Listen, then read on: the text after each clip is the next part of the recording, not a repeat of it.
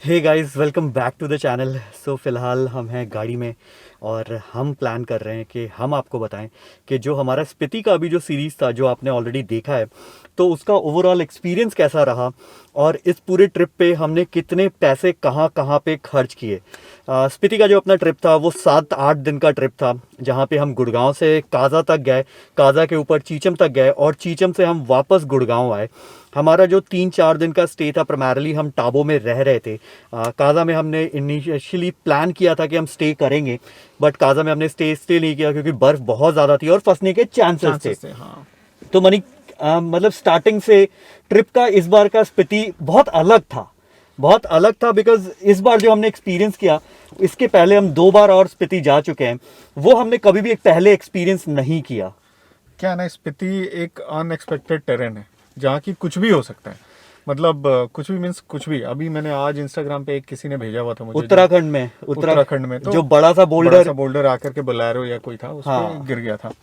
तो same situation वहां पे भी था, बस यही डिफरेंस था कि उतना बड़ा पत्थर नहीं गिर रहा था, छोटे छोटे पत्थर गिर रहे थे। नहीं, बड़ा पत्थर भी गिरा था लेकिन हमारे टाइम पे नहीं गिरा था। रात में अगर याद हो तो हमारे साथ जो कौन सा नाला था? हाँ, मलिंग नाला में रात में जो भाई फंसा था, जो स्कूटी वाला भाई था, तो उसने वो एक्सपीरियंस किया था कि बहुत बड़े पूरा चट्टान वहां पे गिर रहा था। लेकिन टचवुड, मतलब God was with God grace, हमारे गाड़ी में नुकसान हुआ जिसके बारे में हम आगे बात करेंगे, बट वैसा कोई एक्सपीरियंस हमें देखने को नहीं मिला। बिल्कुल बिल्कुल। तो इस बार का स्पीति ट्रिप टोटली डिफरेंट था।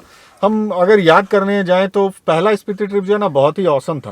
तो बहुत स्मूथ ग्लाइडिंग टाइप का था। कुछ नहीं हुआ उसमें, कुछ नहीं हुआ। हमें डर जितना ज्यादा था उतना ही कुछ हुआ नहीं था उसमें। हाँ। आराम से गए, ब्रेजा से गए थे मेरे ख्याल से पहली बार जब हम गए थे, तो आराम से गए और आराम से कवर करके वापस चले आए थे हम।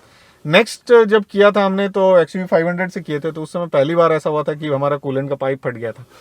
तो पता तो था कि कुछ ना कुछ तो होता है भाई, तो कौन सा उड़ता तीर आएगा ये नहीं पता था, लेकिन हाँ कुछ ना कुछ तो आता है। तो इस बार जब जा रहे थे तो लग रहा था कि हाँ चलो सेफ एंड साउंड जाएं, मस्ती करते हुए जाएं, थोड़ा सा एडवेंचर तो हो, क्योंकि बिना एडवेंचर के मजा भी नहीं आएगा। क्योंकि स्पीति एक्चुअली हम एडवेंचर के लिए ही जा रहे थे, और दूसरे दिन से जब हम एक्चुअली खाप से जब आगे बढ़ने वाले थे, दूसरे दिन से ही जो एडवेंचर स्टार्ट हुआ ना, ऊपर चाहे वो लैंडस्लाइड होते हुए जो वो जेसीबी रोड हटा रही थी और ऊपर से एक पत्थर गिरता है, तो अगले दिन होटल खोजने में जो परेशानी हुई, वहां से निकले फिर टाबो तक पहुंचे, अगले दिन सुबह उठे तो पूरा मंजर ही वाइट। उसके बाद वो पत्थर गिरने वाला जो एक्सपीरियंस, 3 दिन तक कंटिन्यूसली वही एक्सपीरियंस मिला। गाड़ी का एक दरवाजे में होल हुआ, विंडशील्ड पे पत्थर गिरा, विंडशील्ड टूटा।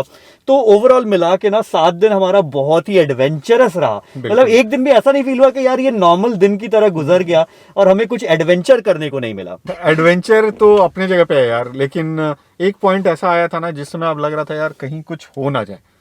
हाँ, मतलब रिस्क कैलकुलेटेड लेना बहुत समझदारी वाली बात होती है, लेकिन जहां पे आपके कैलकुलेशन के बियॉन्ड रिस्क हो ना, और जिसको आप प्रेडिक्ट नहीं कर सकते हो, वहां पे ना डर लगना शुरू हो जाता है। वीडियो में आपने देखा होगा कि एक समय ऐसा था जब मैं ना ग्रैब हैंडल को पकड़ करके ये ऐसे, एक समय ऐसा आया था जब आपने देखा होगा ना, मैंने इसको पकड़ करके ऐसे देख रहा था। वो आप ना फीलिंग समझ नहीं पाओगे कि ऊपर से जब पत्थर गिर रहा होता है ना, तो पता नहीं होता है कि कौन सा पत्थर आकर के कितना बड़ा आकर के गिरेगा और कहाँ पे गिरेगा। तो कैलकुलेटेड रिस्क लेना बहुत समझदारी वाली बात है, लेकिन जहां आप प्रेडिक्ट नहीं कर सकते हो कि हाँ कितना कैलकुलेशन में क्या है, तो फिर डर लगने लग जाता है कि यार नहीं, there is something so called as risk on life, तो थोड़ा सा डर लगता है। और क्योंकि हम गाड़ी के अंदर बैठे हैं और एसी और बाकी सारी चीज़ें ऑफ कर रखा है ताकि ऑडियो क्लियर आए, अदरवाइज गाड़ी में बहुत वाइब्रेशन और कैमरा वाइब्रेट और हवा की आवाज़, तो भाई थोड़ा पसीना आ रहा है बट मैनेज कर लो। तो अब हम बात करते हैं भाई इसके बजट की। मतलब स्पीति में हम अगर 4 पार्ट में डिवाइड करें, होटल, फ्यूल, टोल और अपना खाना, यही 4 पार्ट है। उसके अलावा मिसलेनियस में जो भी इधर उधर थोड़ा बहुत है वो हम मिसलेनियस में चलो गाड़ी का ये कर देंगे और बाकी सारी चीज़ें कर देंगे। तो हमारा सबसे पहला टोल सबसे कम टोल में लगा मेरे ख्याल से। यहाँ से पहुंचने में 1 टोल या 2 टोल, एक टोल हमने दिया जो मानेसर में दिया था। वो भी अगर हम पूरा चंडीगढ़ वाला जो टोल था, कहीं भी हमारे टोल टैक्स नहीं लगे, तो टोल में एक्चुअली हमें कोई पैसा नहीं दिया। 60 रुपए 75 रुपए का एक टोल था मानेसर पे जो हमने दिया था, दैट्स इट। उसके अलावा टोल पे हमारा 1 रुपए खर्च नहीं हुआ। नेक्स्ट कम्स फ्यूल, या फिर पहले होटल, मतलब जो आपकी श्रद्धा हो उसके हिसाब से जो सबसे ज्यादा वो कर लेते हैं। ठीक है, फ्यूल में सबसे ज्यादा पैसे खर्च होते हैं हमेशा ही, कभी भी आप ट्रिप पे जाते हो तो अगर आप छोटे ट्रिप पे जा रहे हो तब तो ठीक है, नहीं तो अदरवाइज ऐसे टेरेन पे जहाँ पहाड़ों पे जा रहे हो, जहाँ सिर्फ 2-3 नंबर गियर पे गाड़ियाँ चल रही होती है, तो वहाँ फ्यूल का कंजम्पशन सबसे ज़्यादा होता है। और तब जबकि आप स्पीति वाले हाइट पे चढ़ रहे हो, तो इस बार हमारे फ्यूल का कंजम्पशन जो हुआ टोटल 13,250 के लगभग खर्च हुआ था हमारा टोटल। 3 से 4 बार हमने फ्यूल टैंक फिल कराया था, थोड़े थोड़े करके, जब जहाँ फ्यूल मिल रहा था हम फिल कर रहे थे।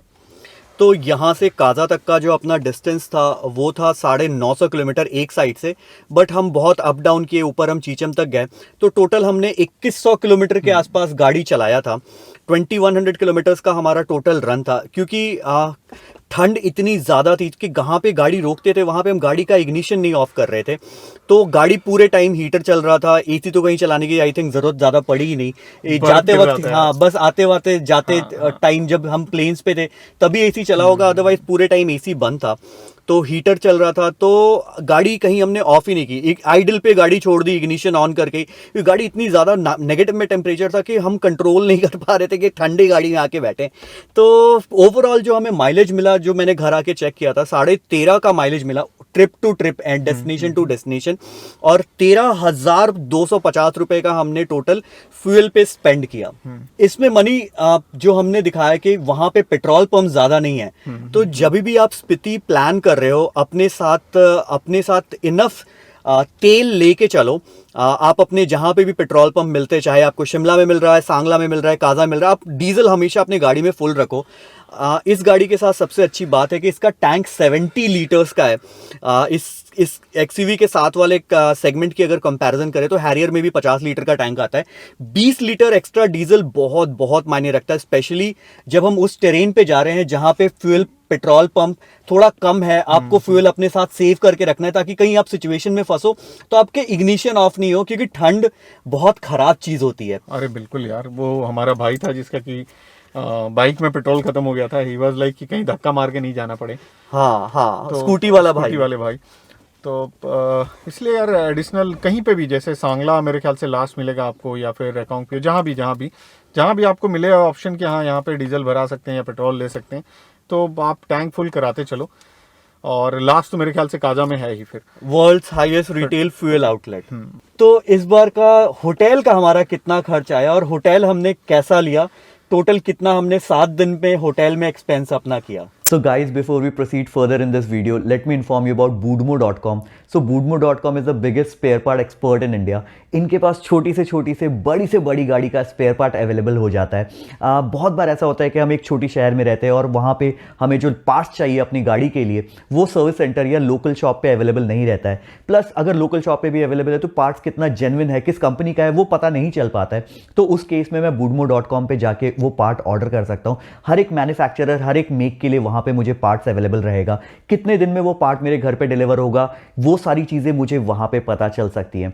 यहां पे मुझे डिफरेंट कंपोनेंट मैन्युफैक्चरर के ऑप्शन मिल जाते हैं। अगर मुझे एक पर्टिकुलर स्पेयर पार्ट चाहिए तो डिफरेंट ऑप्शन मिलने से मुझे प्राइसिंग में फ्लेक्सिबिलिटी मिल जाती है। So I can select the pricing, I can select the part and I can order the part. So second चीज कि अगर वो ने वो पार्ट मंगाया और मुझे समझ में नहीं आया तो 10 days of assured return policy है इनकी, 10 दिन में मैं वो पार्ट रिटर्न कर सकता हूं। सो यार Boodmo.com एंड्रॉइड और iOS दोनों के लिए अवेलेबल है, गो चेक इट आउट। मैं Boodmo का लिंक डिस्क्रिप्शन बॉक्स में दे दूंगा। चलो कंटिन्यू करते हैं इस वीडियो को। देखो इस बार तो यार ऐसा था ना कि काजा जब हम जाते हैं या प्लान करते हैं ना, तो हमें पता होता है कि वहाँ बहुत ज़्यादा खर्च होना नहीं है, होटल में होम स्टे है ये वो। बट इस बार हम अय्याशी कर रहे थे, अय्याशी इन द सेंस कि हमने बोला यार एक अच्छा होटल दिख गया था हमें टाबो में, और उसी होटल में बार बार हम रुक रहे थे। तो बोला जाए तो यार टाबो का होटल हमने 3 दिन लगातार उसी में रुके हम, और वो कंफर्टेबल स्टे था। Although it was quite decent, मतलब पैसे भी बहुत ज्यादा तो नहीं, उस रेंज ऑफ होटल के लिए वो पैसे बहुत डिसेंट था। वो स्टे अगर आपने देखा होगा तो हमारे होटल में सारी एमिनिटीज थी, हीटर था, गीजर था, इमरजेंसी लाइट्स थी, क्योंकि वहां पे नेटवर्क अच्छा आ रहा था, लोकेशन बहुत अच्छा था, लोग बहुत अच्छे थे, खाना बहुत चीप था। तो पहले दिन का होटल 2,500 का बहुत ही अच्छा होटल नहीं था, चितकुल में थोड़ा सा हमें लूट भी लिया। और खाना भी अच्छा नहीं था और खाने का बिल भी बहुत ज्यादा आया था। तो दूसरे तीसरे दिन से जो हमने होटल लिया टाबो में, हम 3 दिन रुके और तीनों दिन हमने वही टाबो के होटल में स्टे किया। तो मिला जुला के हमारा होटल पे कितना खर्च आया यार? होटल पे 12,550 रुपये हमने खर्च किए थे, और उसमें 3 दिन हम रुके थे टाबो में, एक दिन रुके थे मेरे चितकुल में। चितकुल में एक दिन रुके थे हम एक दिन हम कल्पा में रुके, और एक दिन बीच में हम रुके थे खाब नहीं खाब नाको नहीं, नाको नहीं, हम रुके थे स्पिलो के पास। स्पिलो के पास रुके थे कहीं पे। तो मिला जुला करके ओवरऑल एक्सपीरियंस बहुत अच्छा ही रहा, कोई बुरा नहीं था। ठीक है, थोड़ा सा इस बार हमने जो है ना होम स्टे नहीं लेकर के इस बार थोड़ा सा होटल ढंग का ले लिया था, चाहे वो इवन कल्पा में भी जो लिया था वो बहुत अच्छा होटल था। बहुत अच्छा, बहुत अच्छा। क्योंकि कल्पा के उस होटल में मैंने वीडियो अगर आपने देखा होगा तो मैंने बताया था कि वो होटल हम पहले रुक चुके थे और वहाँ के स्टाफ हमें पहचानता था, प्लस वहाँ से जो व्यू था ना वो एक्चुअली इस बार जो होटल हमने लिया ना अपने कंफर्ट और व्यू के हिसाब से लिया, रादर दैन फिनेंसेस को देख के कि हमें होटल पे इतना ही स्पेंड करना, हमारा दिन का बजट इतना ही है। हमने थोड़ा सा एक्स्ट्रा एक लेवल ऊपर जाके कंफर्टेबल स्टे लिया। तो अभी तक हमने टोटल 13,250 रुपये फ्यूल पे, 12,550 रुपए होटल पे और 75 रुपए टोल पे, ये 3 चीज। इसके बाद आता है खाना। भाई गर्मी से हमारे घोड़े खुल गए तो हमने कैमरा बंद कर दिया और बोला एसी चलाओ। भाई साहब सीरियसली यार बहुत ज्यादा गर्मी है इस 40 डिग्रीज आउटसाइड, और शीशा बंद करके जब रिकॉर्ड करने का प्लान, ओवन हाँ ओवन, मतलब ये हालत है, ओवन है। सीरियसली यार पसीने आ रहे हैं, तगड़े पसीने आ रहे हैं। सो मनी, लास्ट कैटेगरी है फूड की। तो खाने पे हमने कितना स्पेंड किया और खाना हमने कैसा खाया? खाना हमने डिसेंट सा खाना खाया था। शुरुआत में मेरे ख्याल से 2, 2.5, 3,000 के लगभग का तो हमने सामान पहले से, चॉकलेट ये वो ड्राई फ्रूट जो हम हमेशा लेके चलते हैं। ऑल्दो इस बार खा नहीं पाए थे हम। हाँ, ड्राई फ्रूट चॉकलेट बहुत सारा बच गया था हमारे पास, हम खा नहीं पाए, पता नहीं क्यों, समझ में नहीं आया। या हो सकता है हमने होटल में ज्यादा खाना खा लिया इस बार, और कभी ऐसा कोई मौका नहीं मिला कि हाँ। मैं बताता हूँ उसका रीजन क्या है, सॉरी फॉर इंटरप्टिंग यू। हम खा इसलिए नहीं पाए थे क्योंकि पहले दूसरे दिन के बाद ना वो ट्रेन इतना एक्साइटिंग था ना कि हमें भूख ही नहीं लग रही थी। मतलब हमें एक्चुअली, हम पानी भी जितना कैरी कर रहे थे, स्पीति में बहुत इंपॉर्टेंट है कि आप पानी पीते रहो, बिकॉज वहाँ पे जो टेरेन है वो एल्टीट्यूड इतना ज़्यादा है कि अगर आप प्रॉपरली हाइड्रेटेड नहीं रहोगे तो आपको एल्टीट्यूड सिकनेस होने की प्रॉब्लम है, नॉजिया, हेडेक और बाकी सारी चीज़ें होंगी।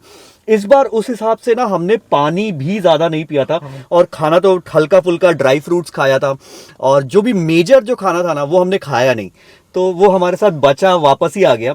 बट जो हमने नॉर्मल डिनर, लंच और बाकी सारी चीजें की थी वो कैसा? होटल में मस्त खाया हमने, मतलब हर बार होटल में जबरदस्त खाया। तो मिला जुला करके हमारे होटल का खर्च 6,000 रुपये के लगभग आया है।